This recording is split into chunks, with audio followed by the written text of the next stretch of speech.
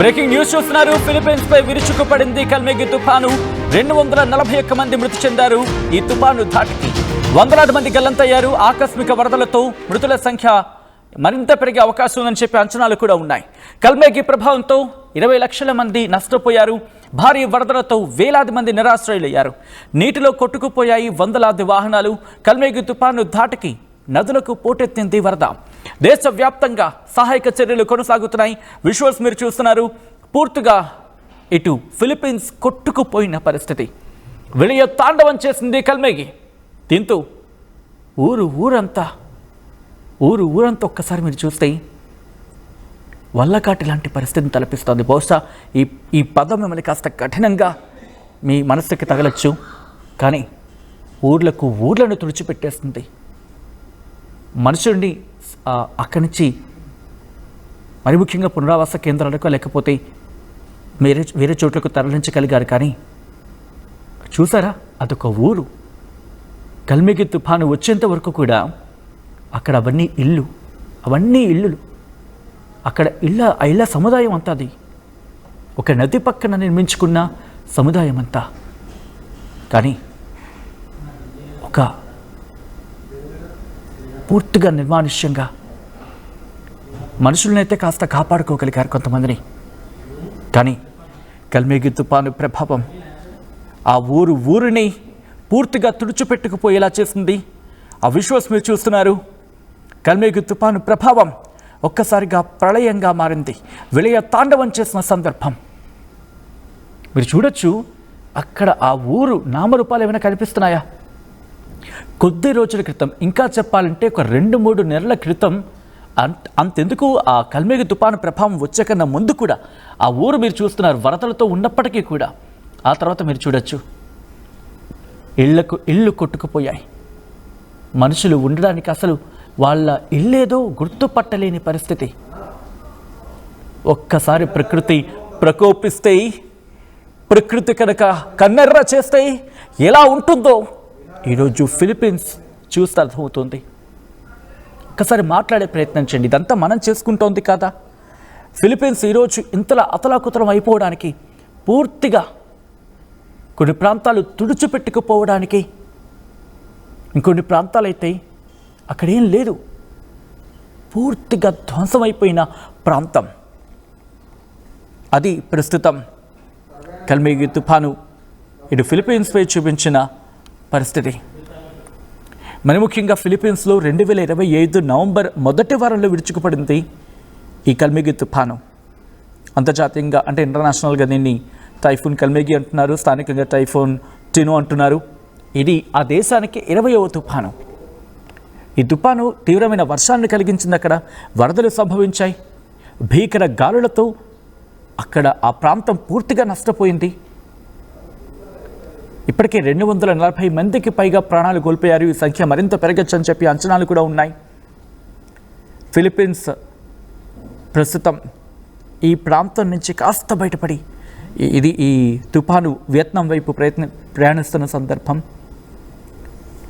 October చివరి వారంలో కావచ్చు, అక్టోబర్ నెలాఖరులో ఈస్ట్ ఫిలిప్పీన్స్లో సముద్రంలో ఈ తుఫాను ఏర్పడింది. నవంబర్ 1 నాటికి ఇది ట్రాపికల్ స్టామ్గా రూపాంతరం చెందింది.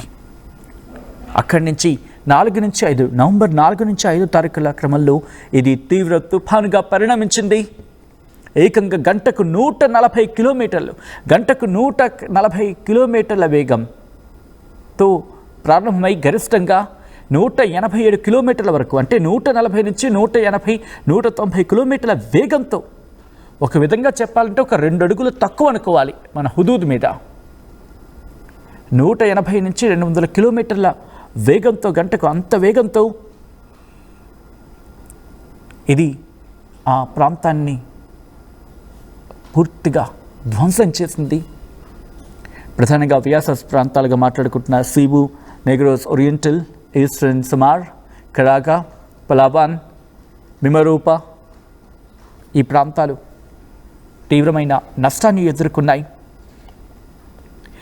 సిబు ప్రాంతంలో 40 మందికి పైగా మృతి చెందగా అక్కడ తీవ్ర వరదలు సంభవించాయి. ఇల్లు మునిగిపోయాయి. కార్లు కుప్పలు కుప్పలుగా, వాహనాలు కుప్పలు కుప్పలుగా కొట్టుకొచ్చాయి. నెగ్రోస్ ఓరియంటల్ ప్రాంతంలో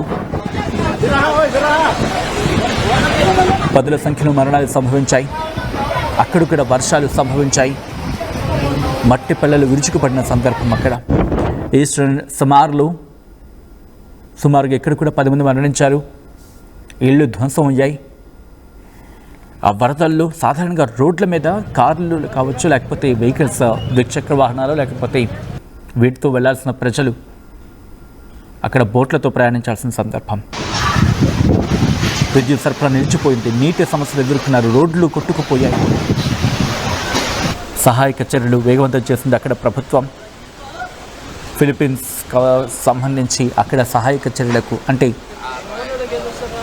అక్కడున్న ఏజెన్సీస్ కావచ్చు, లేకపోతే మరికొన్ని ప్రైవేట్ ఆర్గనైజేషన్స్ కావచ్చు, ఇవన్నీ కూడా సహాయక చర్యలు పాల్పంచుకుంటున్నాయి. ప్రభుత్వం ఇప్పటికీ అక్కడ ఆ పరిస్థితికి, అంటే ఆ తుఫాను ప్రభావిత ప్రాంతాలని పూర్తిగా సమీక్షించడం జరుగుతుంది. ఆ నష్టాన్ని అంచనా వేసి వాళ్ళకి అండగా వాళ్ళకి అండగా నిలబడతా ఉంటూ ప్రభుత్వం హామీ ఇస్తోంది. ఈ నేపథ్యంలో అక్కడ విజువల్స్ మీరు చూస్తున్నారు. ఈ కథను మిమ్మల్ని కాస్త కలవరపరచొచ్చు. అయితే మిమ్మల్ని కలవరపడి గురించడం ఆర్టీవీ ఉద్దేశం కాదు, కానీ ఇటువంటి కథనాన్ని చూస్తే కాస్త కలవరపడి గురే అవకాశం ఉంటుంది. కాబట్టి దీనికి సంబంధించిన జాగ్రత్తలు తీసుకోవాలని ఆర్టీవీ సూచించడం జరుగుతుంది. ఒకసారి ఆ విజువల్స్ చూద్దాం.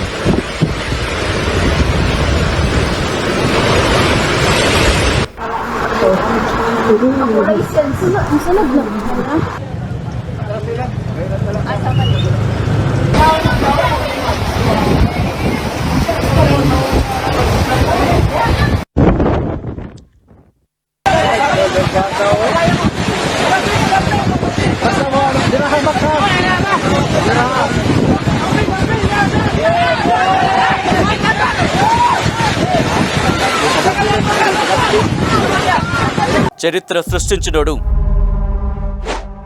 ఇప్పుడు ఆ చరిత్రని తిరగరాయబోతున్నాడు.